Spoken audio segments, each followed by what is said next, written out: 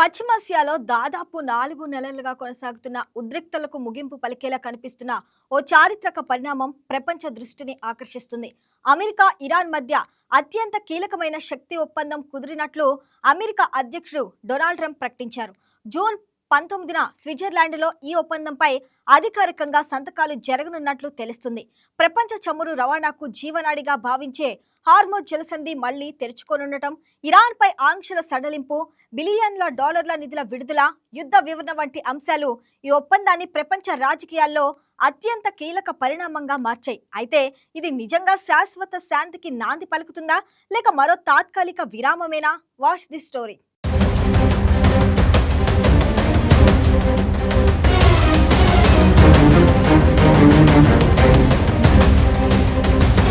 America Iran సంబంధాల చరిత్రలో కొత్త అధ్యాయం ప్రారంభం కాబోతుందా? దశాబ్దాలుగా శత్రుత్వంతో కొనసాగుతున్న రెండు దేశాలు ఇప్పుడు చర్చల బాట పట్టడంతో ప్రపంచ వ్యాప్తంగా ఆసక్తి నెలకొంది. అమెరికా అధ్యక్షుడు డొనాల్డ్ ట్రంప్ ప్రకటించిన తాజా ఒప్పందం ప్రకారం ఇరు దేశాలు యుద్ధ చర్యలను నిలిపివేసి దౌత్య చర్చలకు అవకాశం కల్పించేందుకు అంగీకరించాయి.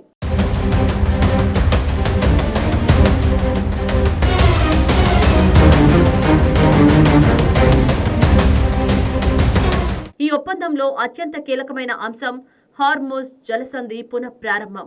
ప్రపంచ సముద్ర మార్గాల్లో అత్యంత వ్యూహాత్మక ప్రాధాన్యత కలిగిన ఈ జలసంధి గుండా ప్రపంచ చమురు సరఫరాలో భారీ భాగం రవాణా అవుతోంది. గత 107 రోజులుగా యుద్ధ ప్రభావంతో ఈ మార్గంలో తీవ్ర అంతరాయం ఏర్పడింది. ఇప్పుడు జూన్ 19న ఒప్పందంపై సంతకాలు జరిగిన వెంటనే హార్మోజ్ను తిరిగి తెరవాలని ప్రతిపాదనలో పొందుపరిచినట్లు సమాచారం.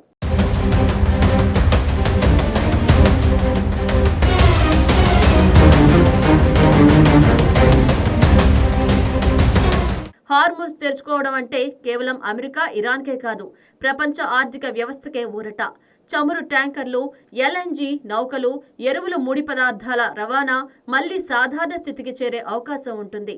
ఈ వార్త వెలువడిన వెంటనే అంతర్జాతీయ మార్కెట్లలో ముడి చమురు ధరలు 4% పైగా పడిపోవడం పరిస్థితి తీవ్రతను సూచిస్తోంది.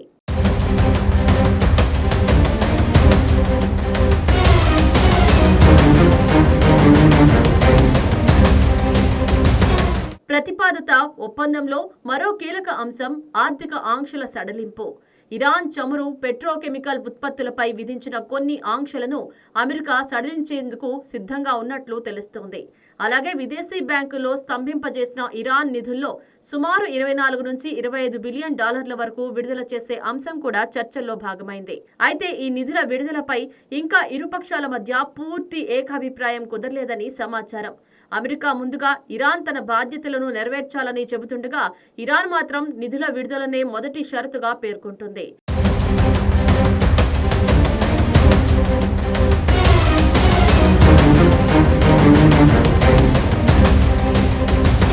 ఈ ఒప్పందంలో భాగంగా 60 రోజుల ప్రత్యేక చర్చల కాలాన్ని కూడా ప్రతిపాదించారు.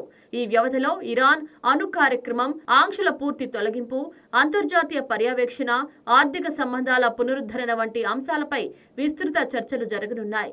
ప్రస్తుత ఒప్పందం తుది శాంతి ఒప్పందం కాదు. ఇది ఒక ఫ్రేమ్ వర్క్ లేదా అవగాహన ఒప్పందం మాత్రమే. అసలు పరీక్ష ఇప్పుడు ప్రారంభం కానుంది.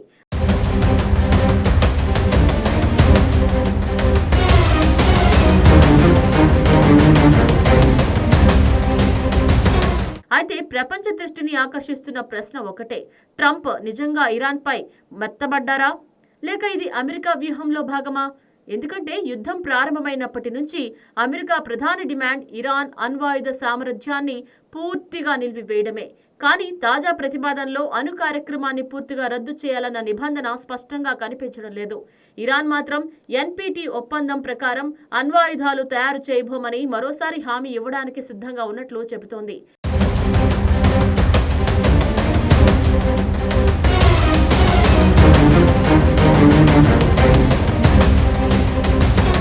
ఇంకో ఆసక్తికర విషయం ఏమిటంటే, ఇరాన్కు మద్దతుగా ఉన్న ప్రాంతీయ ప్రతిఘటన గ్రూపులు, క్షిపణి కార్యక్రమాలు, ప్రాంతీయ ప్రభావం వంటి వివాదాస్పద అంశాలను ఈ ఒప్పంద పరిధి నుండి దాదాపు పక్కన పెట్టినట్లు తెలుస్తోంది.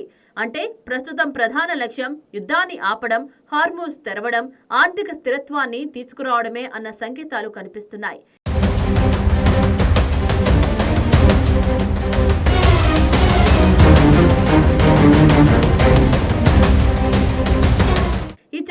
పాకిస్తాన్ కీలక మధ్యవర్తిత్వ పాత్ర పోషించిందని అంతర్జాతీయ మీడియా కథనాలు సూచిస్తున్నాయి. గత కొన్ని వారాలుగా తెర వెనుక జరిగిన సంప్రదింపుల ఫలితంగానే ఈ అవగాహన ఒప్పందం రూపుదిద్దుకున్నట్లు తెలుస్తోంది.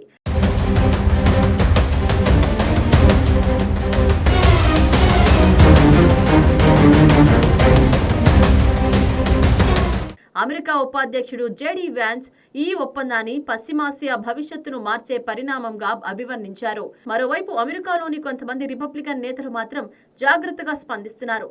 ముఖ్యంగా ఇరాన్ అణు కార్యక్రమంపై పూర్తి స్పష్టత లేకుండా ముందుకు వెళ్లడం ప్రమాదకరమని హెచ్చరిస్తున్నారు.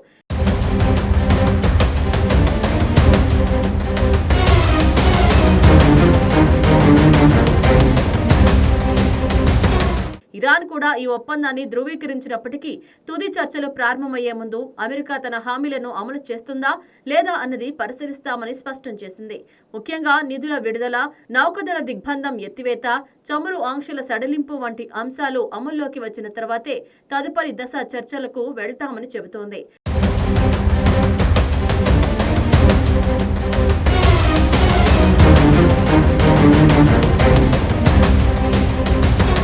ప్రపంచ మార్కెట్లు మాత్రం ఈ పరిణామాన్ని సానుకూలంగా స్వాగతిస్తున్నాయి.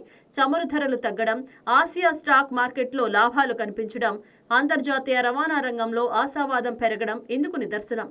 అయితే హార్ముజ్ ప్రాంతంలో మైన్ల తొలగింపు, భద్రత హామీలు, వాణిజ్య నౌకల రాకపోకల పునరుద్ధరణకు ఇంకా కొంత సమయం పట్టవచ్చునని నిపుణులు హెచ్చరిస్తున్నారు.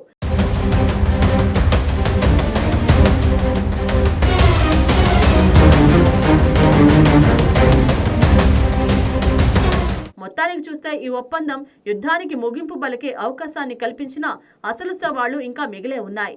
అణు కార్యక్రమం, ఆంక్షల పూర్తి ఎత్తివేత, ప్రాంతీయ భద్రత, ఇజ్రాయెల్ ఆందోళనలు, కాంగ్రెస్ ఆమోదం వంటి అంశాలు ఇంకా చర్చల దశలోనే ఉన్నాయి. కాబట్టి జూన్ 19న జరిగే సంతకాలు ఒక ముగింపు కాదు, కొత్త దౌత్య ప్రక్రియకు ప్రారంభం మాత్రమే అని విశ్లేషకులు అభిప్రాయపడుతున్నారు.